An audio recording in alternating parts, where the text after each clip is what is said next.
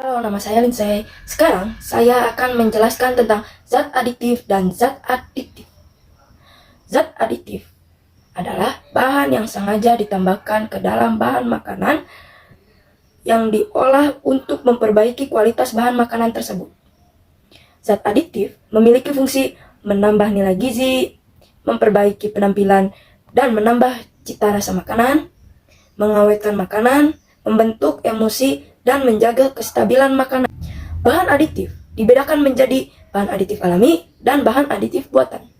Bahan adiktif alami diperoleh dari tumbuh-tumbuhan dan hewan, sedangkan bahan adiktif buatan merupakan hasil produksi manusia. 1. Bahan pewarna. Bahan pewarna dibedakan menjadi dua, yaitu pewarna alami dan pewarna buatan. Pewarna alami diperoleh dari tumbuh-tumbuhan, baik dari akar, batang, daun, bunga, maupun bijinya. Pewarna alami tidak mampu memberikan warna yang homogen dan ketersediaannya terbatas. Kedua, pewarna buatan. Pewarna buatan merupakan hasil produksi manusia. Kelebihan pewarna buatan adalah praktis dalam penggunaannya.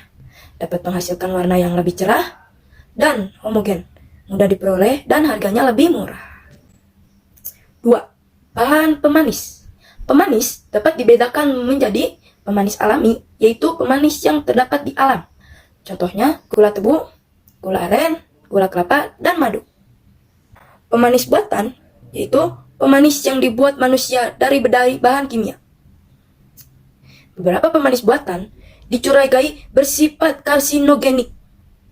Misalnya, sakarin dapat menimbulkan kanker pada kantung kemih. Siklamat dapat menimbulkan kanker pada hewan percobaan. Aspartam, pemanis ini dicurigai dapat memicu timbulnya kanker. Dan yang terakhir, dulsin, pemanis ini dapat memicu timbulnya kanker.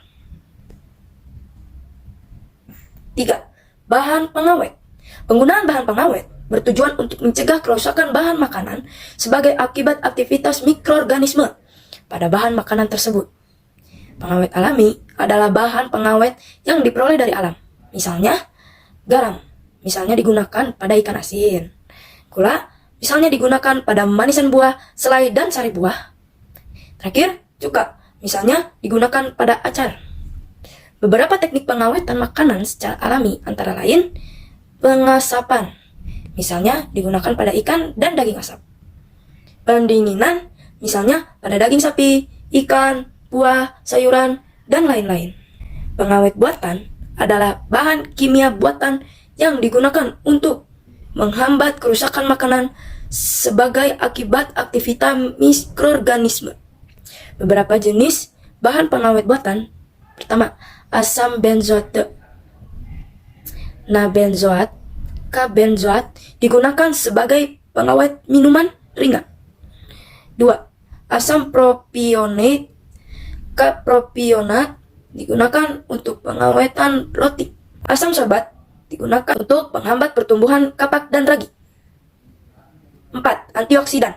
Antioksidan adalah senyawa yang digunakan untuk mencegah kerusakan sebagai akibat oksidasi pada bahan makanan. Beberapa jenis antioksidan antara lain BHA, butil hidroksil anisol, BHT, butil hidroksil toluene, asam sitrat, asam sorbat, dan asam etanoat. 5. Bahan penyedap dan penguat rasa. Bahan penyedap ada yang diperoleh langsung dari alam, misalnya bawang merah, bawang putih, garam, jahe, dan rempah-rempah lainnya. Bahan penyedap buatan adalah penyebab yang sengaja dibuat oleh manusia untuk menguatkan rasa, misalnya MSG, HVP, garam inosinat, dan garam gunilat. B. Nafsah. Nafsah juga dikenal sebagai narkoba. Dan bahan adiktif narkoba adalah zat kimia yang dapat mengubah keadaan psikologi seperti perasaan, suasana hati, serta perilaku jika masuk ke dalam tubuh manusia, baik dengan cara dimakan, diminum, dihirup, disuntik, intravena, dan lain sebagainya. A. Narkotika. Secara umum, narkotika dibedakan menjadi 3 golongan, yaitu golongan 1. Contohnya, heroin, kokain, ganja. Golongan 2, contohnya morfin dan peditin. Golongan 3, contohnya codeine. codein. B. Psikotropika. Psikotropika adalah zat atau obat, baik alamiah maupun sistematik, bukan narkotika yang berkhasiat psikoaktif. Psikotropika dibedakan menjadi 4 golongan, yaitu golongan 1, contohnya ekstansi. Golongan 2, contohnya amfetamine. Golongan 3, contohnya penobarbita. Golongan 4, contohnya diazepam, nitrazepam. C. Zat adiktif lainnya. Zat adiktif adalah istilah untuk zat yang berpengaruh psikoaktif di luar narkotika dan psikotropika. Contoh zat adiktif antara lain minuman alkohol, tembakau, inhalan, atau gas yang dihirup. 1.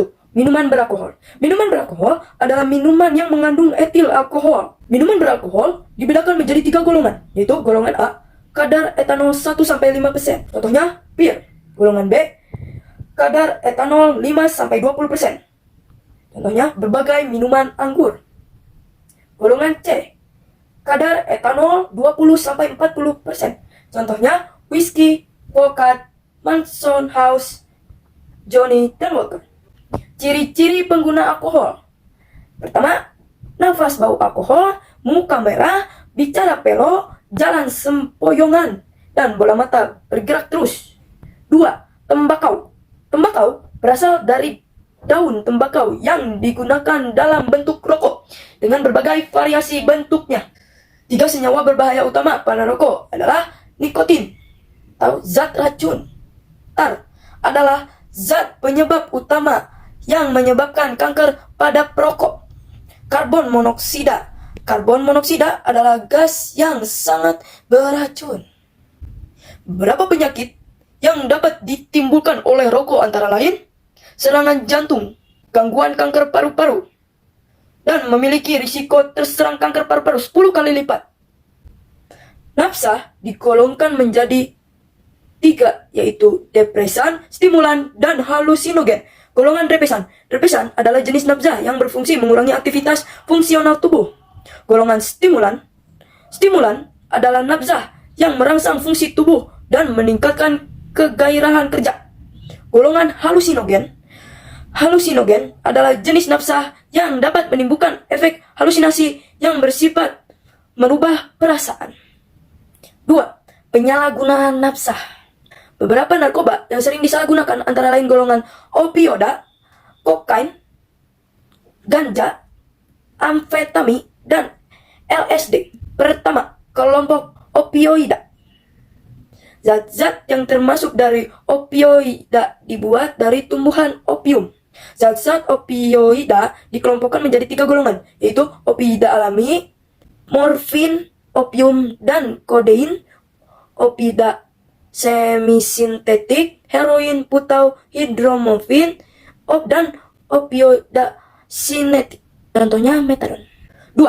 Kokain. Kokain dibuat dari tumbuhan Erythrocylon coca yang terdapat di Peru.